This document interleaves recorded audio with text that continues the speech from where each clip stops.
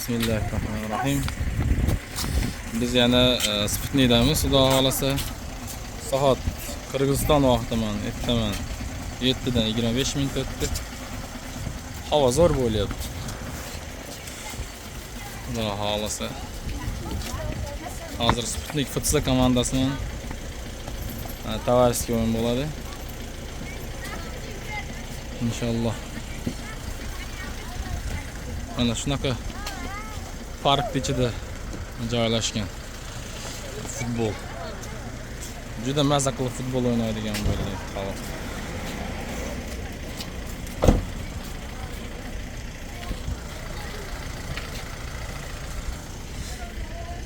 Ballar mana to'planib turishibdi, xudo xolasa.